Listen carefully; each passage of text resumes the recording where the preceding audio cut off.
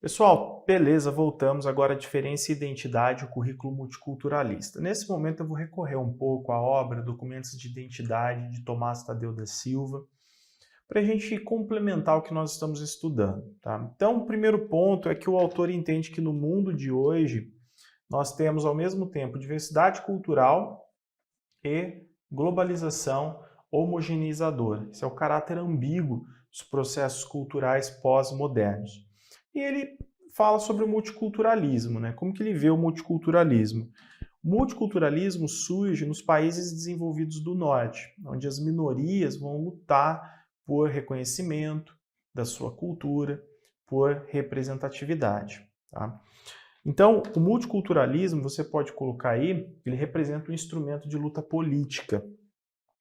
Aqui o autor diz o seguinte, que o multiculturalismo, tal como a cultura contemporânea, é fundamentalmente ambíguo.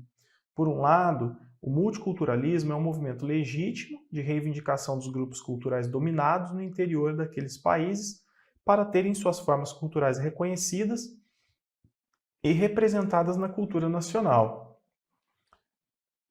O multiculturalismo pode ser visto, entretanto, também como uma solução para os problemas que a presença de grupos raciais e étnicos coloca no interior daqueles países para a cultura nacional dominante. Então, de um lado, nós temos esses grupos organizando movimentos sociais, movimentos legítimos para lutar, então, por uma participação maior na sociedade, reconhecimento e representatividade.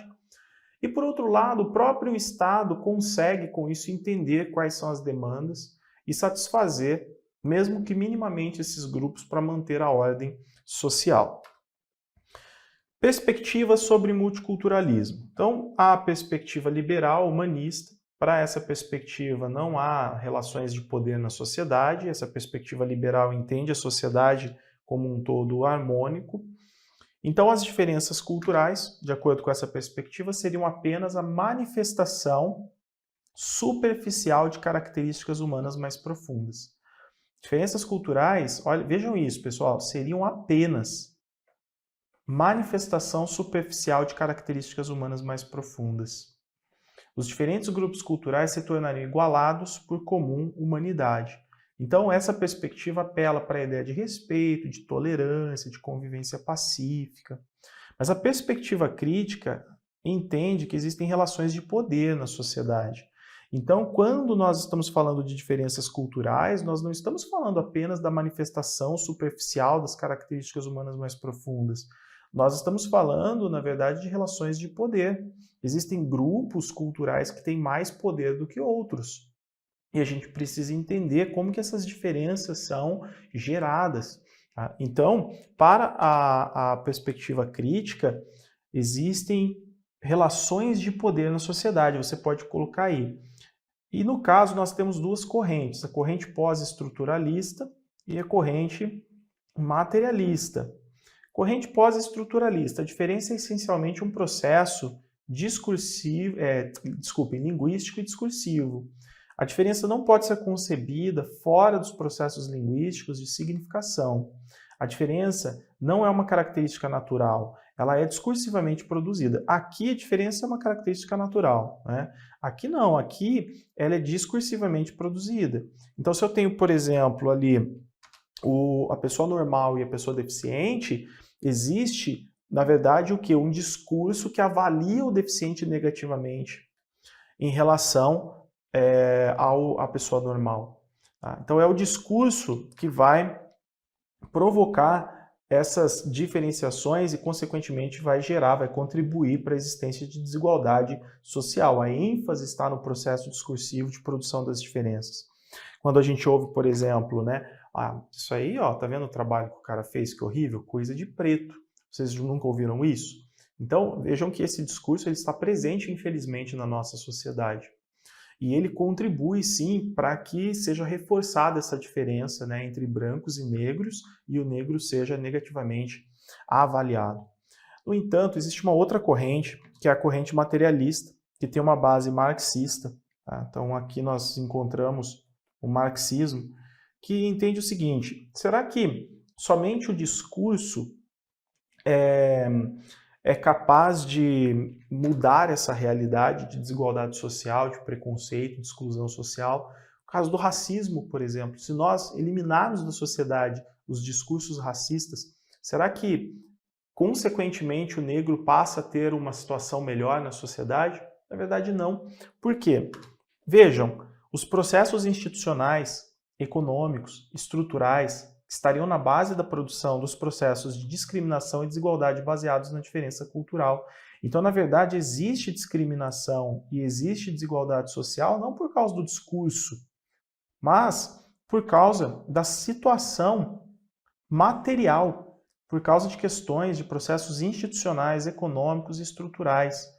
Tá? No caso do racismo, deve-se examinar as estruturas institucionais e econômicas que estão na sua base. O racismo existe porque o negro ele é muito desprivilegiado na sociedade. Questões econômicas, acesso à saúde, acesso à educação, à moradia, os melhores salários ou uma vida digna, né? Então, isso faz com que determinados grupos estejam em situação desprivilegiada e, consequentemente, sejam, então, alvos aí de discriminação, exclusão e até mesmo desses discursos linguísticos que os diferenciam negativamente, né? Bom, aqui nós temos uma conclusão do autor que esclarece bem o posicionamento dele e que reforça o apego do autor a essa corrente materialista, que diz assim: as diferenças estão sendo constantemente produzidas e reproduzidas através das relações de poder. As diferenças não devem ser simplesmente respeitadas ou toleradas. Tá? Por quê? Porque eu posso, de repente, respeitar o negro sem me preocupar com a condição de vida do negro na sociedade. Isso não basta, simplesmente respeitar, tolerar a cultura negra ou afro-brasileira não basta, se nós não olharmos criticamente para aquilo que acontece nas instituições. Na medida em que elas estão sendo constantemente feitas e refeitas, o que se deve focalizar são precisamente as relações de poder que presidem sua produção. Então são as relações de poder que geram desigualdade, desrespeito, preconceito, exclusão social. Um currículo inspirado nessa concepção não se limitaria, pois, a ensinar a tolerância e o respeito, por mais desejável que isso possa parecer, mas insistiria, em vez disso, numa análise dos processos pelos quais as diferenças são produzidas, através de relações de assimetria e desigualdade. Nós precisamos, então, através de um estudo crítico, histórico, entender, né, como que a assimetria surge. Existe um processo histórico. A desigualdade social ela é produzida culturalmente. Nós precisamos desconstruir, mas para isso a gente precisa entender. Então, essa assimetria, ou as assimetrias que existem na sociedade, elas surgiram onde? É preciso fazer uma análise do processo histórico de formação social. Então, no currículo multiculturalista crítico, gente, a diferença ela é colocada em questão, o tempo todo ela é colocada em questão. A gente não vai simplesmente falar em respeito e tolerância. Vamos lá, vamos resolver alguns exercícios. Um dos debates recorrentes no campo do currículo diz respeito à definição de pressupostos teóricos, metodológicos e orientações que organizem o ensino, considerando não só os conhecimentos universais, como também a multidimensionalidade do ensino-aprendizagem e, portanto, a perspectiva do diálogo cultural. Segundo Kandô, trabalhar as diferenças culturais constitui o foco central do multiculturalismo. Para a autor, a perspectiva do multiculturalismo pode ser classificada a partir de 3 grandes abordagens: o multiculturalismo assimilacionista, o multiculturalismo diferencialista, também denominado de monoculturalismo plural, e o multiculturalismo interativo, também denominado de interculturalidade. Nós vimos isso, né? No âmbito das políticas educacionais, a aprovação da Lei 11.645 de 2008 visa dar um tratamento transversal ao currículo, na perspectiva de um diálogo multicultural de caráter. Bom, pessoal, primeiro você precisa entender, né, o que essa lei traz. Essa lei ela traz a necessidade de se trabalhar a cultura afro-brasileira e indígena obrigatoriamente no currículo escolar.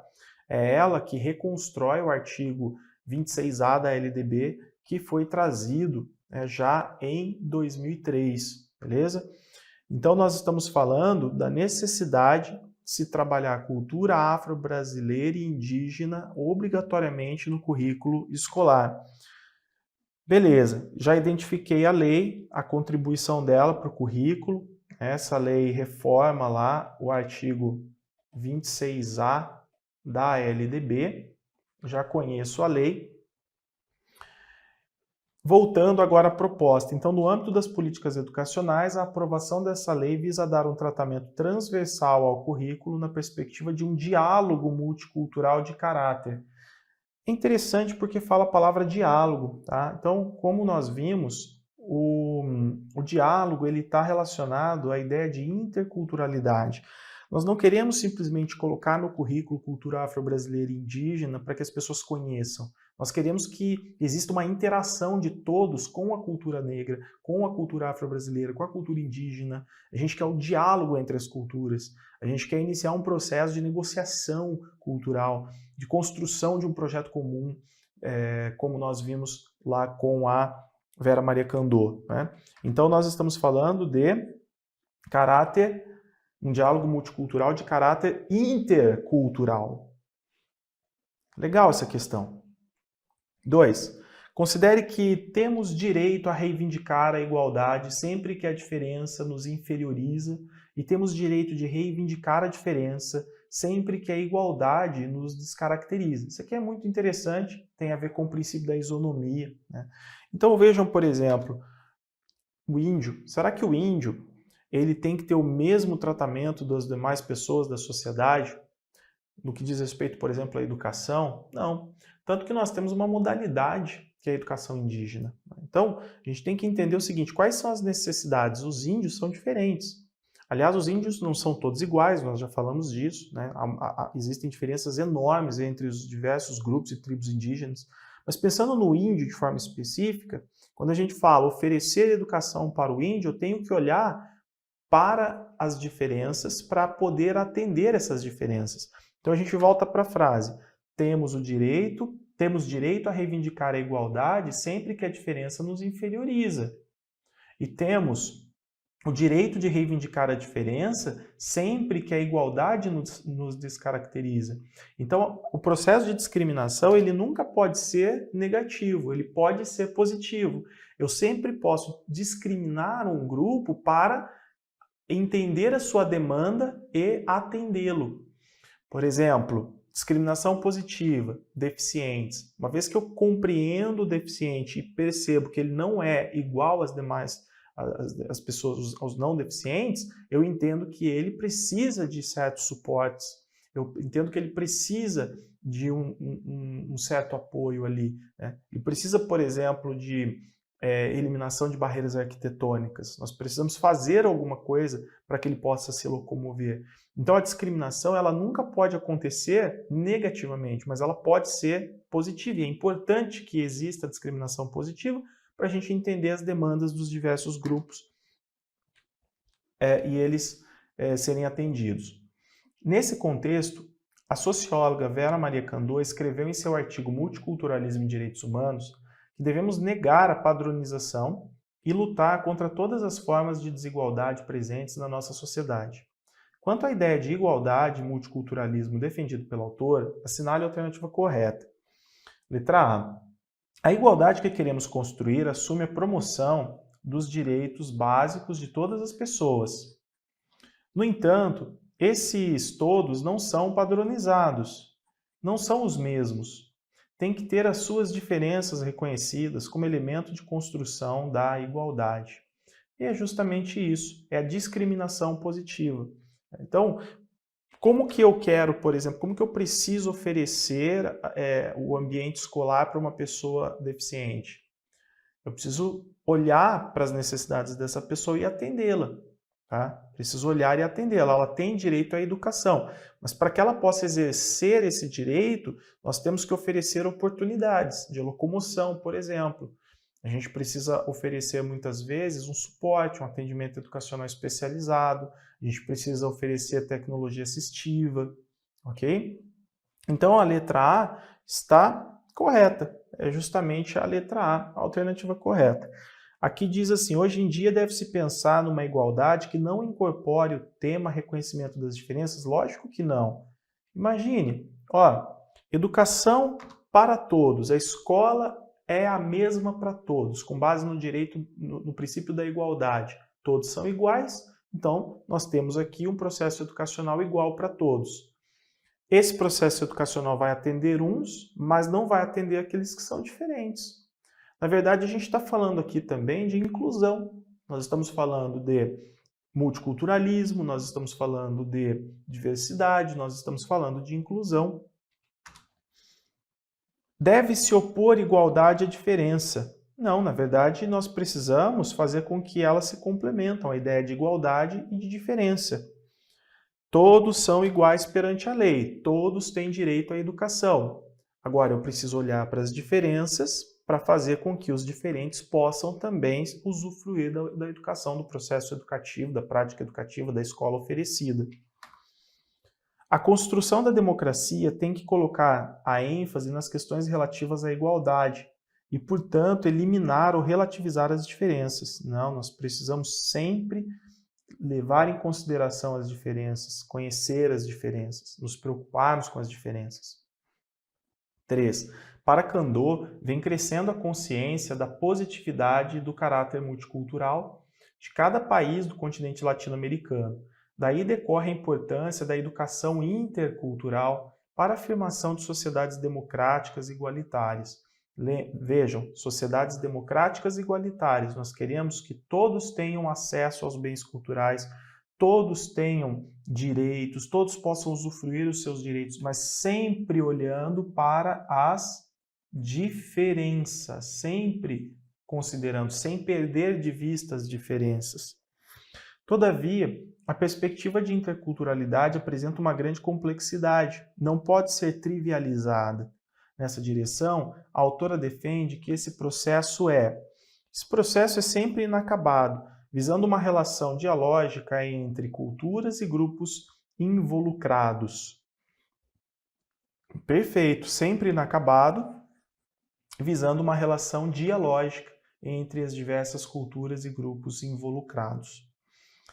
Aqui diz, esse processo é realizado essencialmente por meio de apresentações de danças, músicas e outros aspectos das diversas culturas. Isso é uma forma muito superficial de nós entendermos as diferenças, gente. Não é simplesmente porque a escola está oferecendo danças diversas, etc., que ela de fato se preocupa com esse diálogo entre as culturas.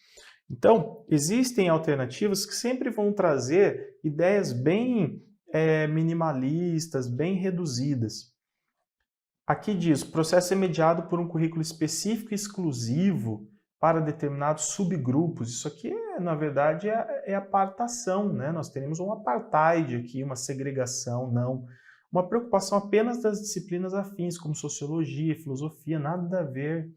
Uma das formas de educação compensatória das diferenças culturais entre os alunos. Nós não podemos aceitar formas de educação compensatória. Então, normalmente, quando você vê educação compensatória, ou seja, o mínimo para atender um determinado grupo, isso vai contra tudo que nós temos nas nossas diretrizes, nas nossas propostas educacionais, ok? Então, é a letra A. Bem, questão 4. Eu não vou ficar lendo isso aqui, tá, gente? Kandô apresenta 3 grandes abordagens nos estudos do multiculturalismo: interativa ou interculturalidade, assimilacionista e diferencialista ou monoculturalismo plural. A respeito dessas abordagens, assinale a alternativa correta. Letra A. Para a autora, a abordagem diferencialista apresenta a visão de sociedade multicultural, porém uma política assimilacionista promove a integração de todos na sociedade. Bom, aqui a gente está misturando, né, o multiculturalismo diferencialista com a corrente assimilacionista. Tá estranho isso aqui, não é? A abordagem diferencialista apresenta a visão de sociedade multicultural, porém uma política assimilacionista. Misturou as duas aqui? Não, tá errado.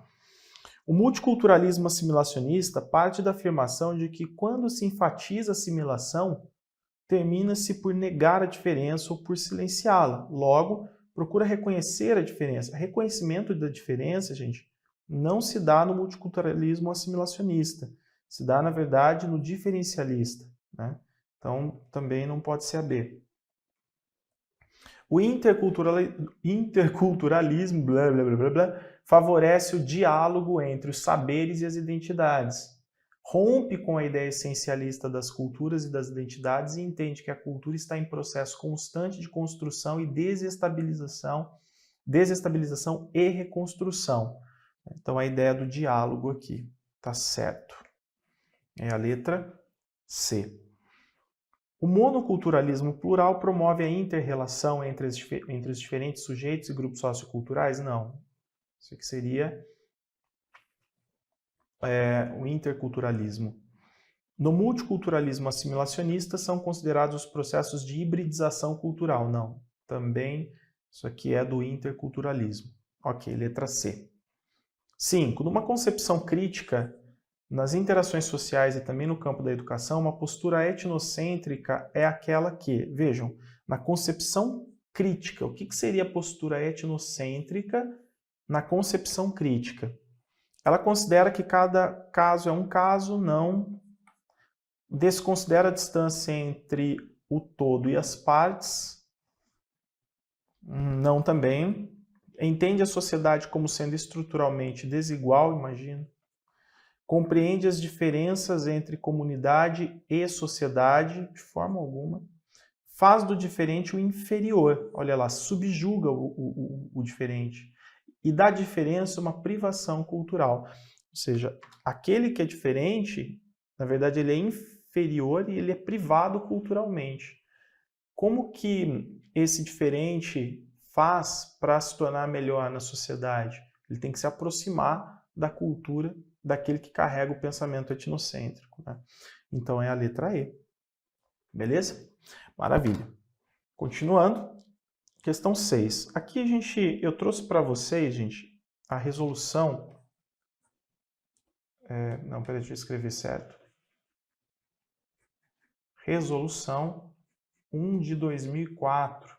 Né? As diretrizes curriculares nacionais para a educação das relações étnico-raciais e para o ensino de história e cultura afro-brasileira e africana. Então, assim, nós estamos estudando multiculturalismo, etnocentrismo, falando de diversidade, de interculturalidade. É muito importante você estudar essas diretrizes também, ok? Então, no seu curso aí, provavelmente, nós temos as aulas, você recorre aí às diretrizes, estuda, faz um estudo pontual delas também, porque é importante. E, óbvio, elas caem na sua prova, né? Um ponto muito importante, gente, é que um dos grandes objetivos dessas diretrizes é a eliminação das desconfianças entre os grupos. E como que essas desconfianças entre os diversos grupos culturais podem ser eliminadas? A partir da convivência, a partir do diálogo, das relações entre esses grupos, ou seja, a partir da interculturalidade. Tá? Aqui eles querem a alternativa incorreta. Então não se trata de trocar um foco etnocêntrico marcadamente de raiz europeia por um africano, mas de ampliar o foco dos currículos escolares para a diversidade cultural, racial, social e econômica brasileira. Com certeza, isso que está certo. Então não é essa que nós assinalamos. O racismo, o mito da democracia racial e a ideologia do branqueamento são temas que envolvem apenas os negros. Ainda assim, a construção de estratégias educacionais que visem ao combate do racismo é uma tarefa de todos os educadores. Bom, aqui está certo, né? A construção de estratégias educacionais que visem ao combate do racismo é uma tarefa de todos os educadores. No entanto, o racismo, o mito da democracia racial e a ideologia do branqueamento não são temas que envolvem apenas os negros. O que acontece?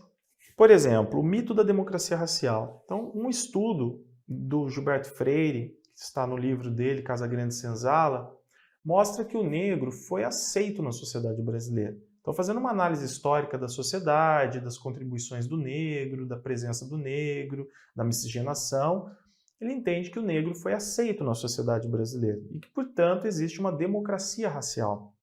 No entanto, lá, por volta de 1945, Florestan Fernandes vai fazer um estudo sociológico de base marxista sobre a condição do negro na sociedade brasileira e vai perceber que o negro está excluído. Então, o negro está em piores condições na sociedade. Quando ele olha para educação, acesso à saúde, renda, moradia, violência, etc., o negro está em piores condições. Então, a democracia racial seria o que? Um mito. Mas vejam que isso não acontece apenas com os negros. Isso acontece, por exemplo, com os deficientes, isso acontece com os índios. Por isso que o racismo, o mito da democracia racial e a ideologia do branqueamento são temas que não envolvem apenas os negros, tá?